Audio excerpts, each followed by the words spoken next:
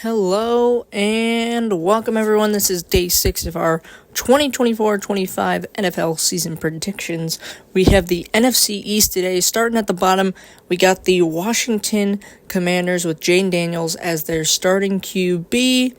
They're going to start out with a loss to the Buccaneers, but then they go and beat the divisional rival, the New York Giants, before dropping a couple games to the Bengals, Cardinals, Browns, and Ravens. They'll come back, beat the Panthers, then have another little losing streak here. 4 games actually, to the Bears, the Giants, the Steelers, and the Eagles. Going into their bye, though, however, they're going to win their last 2 wins of the season against the Cowboys and the Titans. They actually end up going 4-9 at their bye week 14. It's a late bye again with these rookie QBs. I feel like you'd rather have them get an early bye to kind of just calm them down, reassess, just get them back into it. It's definitely an individual thing with each QB.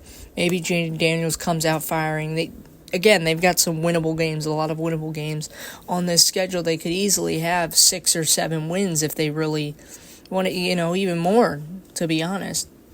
But coming off of their bye, I think they lose to the Saints, Eagles, Falcons, and Cowboys to finish off the season. I have them going 4-13, 2-4 in their division, and they are 14th in the conference. So not a season up to their par, but they'll be able to retool and get ready. Hopefully they see something in Jaden Daniels. That last stretch of 4 games out of the bye could be a good sort of audition for next year, depending on how the first half of the season goes, what you kind of want to see out of him.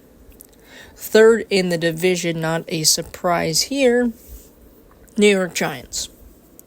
They've got Daniel Jones. I just don't think he's that good. I think the surrounding cast is a little bit better than what Washington has to offer. And even Jane Daniels being a rookie, I think that really makes a difference. As far as, I don't think Daniel Jones is good, but I think Jaden Daniels can work his way up to be better than Daniel Jones. That being said, Giants are going to win their first game of the season against the Vikings before losing 3 in a row to the Commanders, Browns, and Cowboys.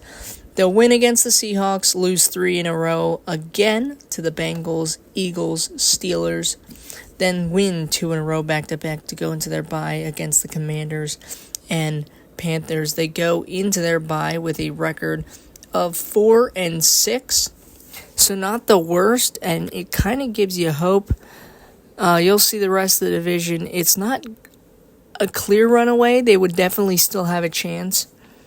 But as you'll see, it's not going to go so well coming off the bye. They got a pretty tough schedule.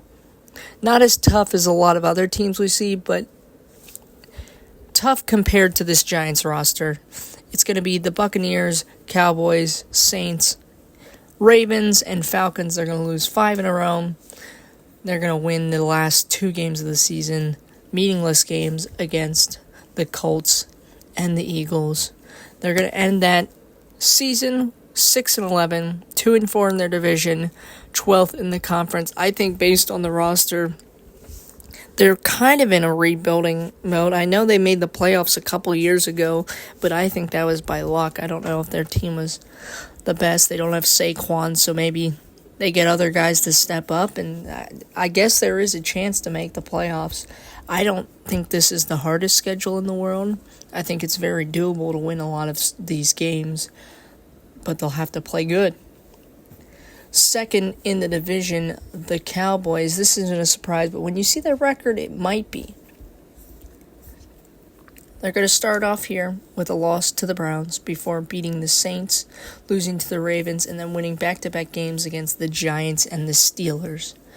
Then they'll lose against the Lions to go into their bye week at 3-3. Probably not what they wanted, but it definitely is a tough couple. They have a tough couple games. 3-3 might be a win in their books. I think you probably want 4 wins, and I consider that a win if you're the Cowboys. But coming off the bye, they got San Francisco. They're going to lose that game before winning against the Falcons and Eagles back-to-back. Then they lose 2 games to the Texans and Commanders.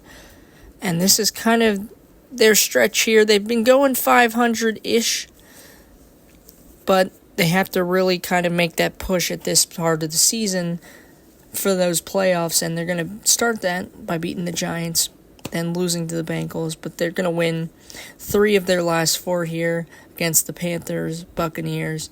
They're going to beat Washington last week and lose to Philly in Week 17 before that Washington game. I have them 4-2 in their division, only 9-8 overall, but that still is good enough to get them 6th in the conference as far as playoffs. Which means our division winner of the NFC East will be the Philadelphia Eagles, who will start off winning 2 games in a row to the Packers and Falcons before losing to the Saints and Buccaneers to go into their bye, an early bye at 2-2, but that might give them some favors considering how last season went. Maybe try and get that chemistry going a little, because they definitely do have a lot of talent on this team. Coming off their bye, I have them winning 4 in a row to the Browns, Giants, Bengals, and Jaguars.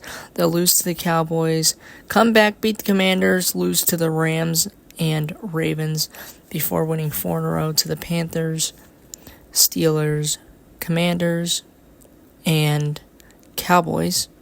Then they'll lose a meaningless game to the Giants. Well, it might not be meaningless, but as far as the division goes, it is meaningless. Standings-wise, I think they might be out of it. Second seed will have to... I think they are out of it, with the Lions and the 49ers being up there in that conversation, but I have them going 11-6, 4-2 in their division. That gives them 3rd in the conference. Just below them are the Falcons, that 4th seed. But that'll do it. We only have the AFC and NFC North. I kind of just gave it away, but it's not really a surprise, the Lions. So stay tuned to see how the rest of these divisions shake out. And on day 9 of this series, we will have the playoffs, and I will give the draft order of the teams that missed.